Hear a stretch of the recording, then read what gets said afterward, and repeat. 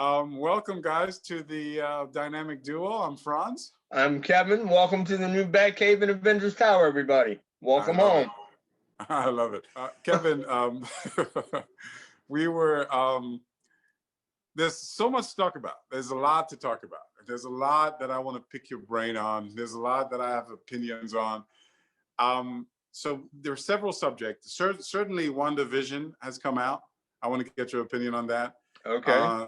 Batwoman episode 2 came out. I wanted to get your a little bit opinion on that. I've watched The Mandalorian, and I want to talk to you about that. Okay. Gosh, what else? So there's a whole bunch of things. Oh, by the way, on King Kong versus Godzilla, I want to get your opinion on that. I definitely want to get your. So there's a whole bunch of Teen Titans. I've watched the Teen Titans for the first time. Okay. And I don't know if you've seen. Have you seen it? Have you seen the show? Oh yeah. Oh yeah. Yeah, the live action. I mean, yeah. Yeah. Yeah. So I want to get your opinion on it. So there's a whole bunch of things. So what would you like to go on first? You know, we could do Wanda Vision, for example. Let's start with one and work our way through. Okay. What did you think? I liked the third episode. I liked it a lot. I did have teeny bit of a problem with some of it. I almost thought that some of it was a little too fast in terms of how they had set it up filming wise. It was like jumping between the scenes the way that they were. It almost came across as a little too fast to me, but that's nitpicking. And believe me, it's nitpicking. Story-wise, I liked it. Now, since we're talking about Wanda and Vision, let me ask you something.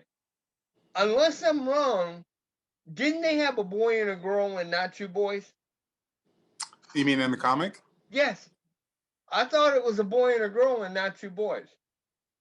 You know what? That's one of those. I'm having a blank. I don't recall. In fact, I was just looking at House of M last night.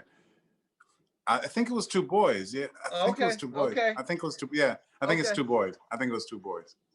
Yeah, at least in House of M, it was two boys. Okay. Yeah. For some reason, I thought it was a boy and a girl. But no, I really thought the show was well done. I loved how, in the sense of what the episode represented, how it encapsulated the look and feel of both the Brady Bunch and the Partridge Family in the same place. Interesting. Good observation. I honestly like, okay, you grabbed both shows here. The only other thing that I kind of hoped that they would have done to a small degree was, in an offhanded way, I think it would have been hilarious if they would have done it if Catherine Hahn had showed up almost dressed as Alice from the Brady Bunch. Oh, interesting. That's a good point. That was just like, okay, for a lot of the other stuff that you've done, at least for the first 2 episodes, when we've seen her, not that she wasn't dressed appropriately for what they ended up doing with that episode, but it almost made me think, you all could have made her Alice, or at least an amalgam of Alice, and gotten away with it. But yeah, I really liked it a lot. For me, it's one of those things. I think for the right reason, and I mean that for the right reason, I think we're giving it a pass. And the reason why we're giving it a pass is because it's setting up something for the future. And clearly it's setting up something for the future. And clearly what it's setting up for the future is a legitimate and hopefully powerful thing. So within that context, what we see is interesting. What we see is fascinating. And what we see is well done within that context. You know, the redoing of the classic TV shows, it's cute. You know, it's nostalgic. It's not enough to drive me. It's not enough to make me think this is a good show, other than it's a setup for something else to happen. In other words, if this continued on, I don't think it would be. It wouldn't hold my interest for too much longer. So the one criticism that I would have, and it's not really a criticism, but the one criticism, I think the setup is a little bit too long. 3 episodes. We get it. We get it. And Wanda is living in a alternate world.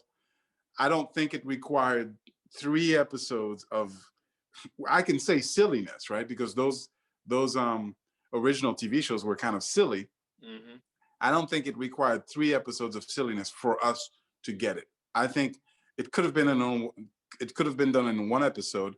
I think it could have been done in certainly 2 episodes for us to get to the story. I kind of want to get to the story a little bit. I don't know if that makes sense. It makes perfect sense. And to your credit, to think about it out loud, you're 100% right about the fact that if this were to run on for a lot longer, I think they would lose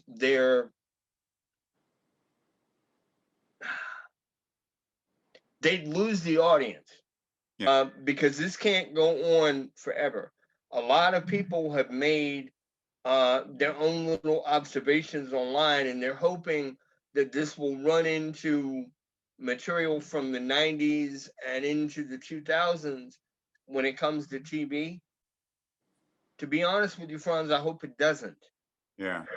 Because I don't need to see Wanda and Vision trying to operate within the context of the Cosby Show, The Office, or, to be honest, even MASH. Okay, Yeah. I don't want to see that. No. As you said, and to your credit, move on. We get that this isn't real. You're paying homage to this old stuff, but move the story. I agree with that. And again, we kind of support each other, because you're absolutely right. For me, if they were to move on to the 80s and to the 90s and to the 2000s, it would just get monotonous. It would just get ridiculous, and it would just be too much. And it would ultimately become boring. Interesting, cute, but not something I'm looking forward to watching every week. Certainly, it seems as though, based on the trailer, the fear would be, what if that's what the show is? What if that's where we end? Mm-hmm. And what if the show is used as a premise for the movies? There's a possibility that could be the case. And to me, if that's the case, then it's a failure. Now, within the trailer, there's evidence that some stuff is going on that takes them out of that make-believe world. So I'm looking forward to getting to that place. But if it continues on this way, to me, it wouldn't be that good of a show. It's well done, by the way. Yeah, it's well done and whatever, but it wouldn't be that. It wouldn't be certainly a fan favorite for me. We don't really know where they're going to take it as of Friday. Yeah. So I don't want to drone on about a bunch of speculation. You're right. By not knowing really what they're going to do. You're right. The only other question I have, and I know I just said that, but the only other question I have story-wise is, what's the timeline for where this show is? That's a great question. That is a great question. That is a great question. Everybody's, concentrating, of course, on the TV show recreations, but where is the show itself? You're right. You're right. Is it before Vision dying? Is it before Endgame? Is it before, a whole bunch of things? Or is it after those things? Mm-hmm. Well, in a lot of ways, it would almost have to be afterwards, because Monica is involved. You're right. You're right. Now, wasn't Monica Rambeau established in Captain Marvel? Mm-hmm. So that's why I'm curious as to where is this. Yeah. So it's a wait and see, to be honest with you. Mm-hmm. To me, it's a wait and see. Certainly, there's enough quality there that, and I think I said that in the initial review. There's enough quality there that if it turns out to be great, well, the initial episodes are great. But if it turns out to be a dud, then the initial episodes were a dud. In other words, it depends on how they deliver the rest of it. Yes. This looks like a job for Superman. Hey, look! It's Spider-Man! The dynamic duo return next week. Don't listen.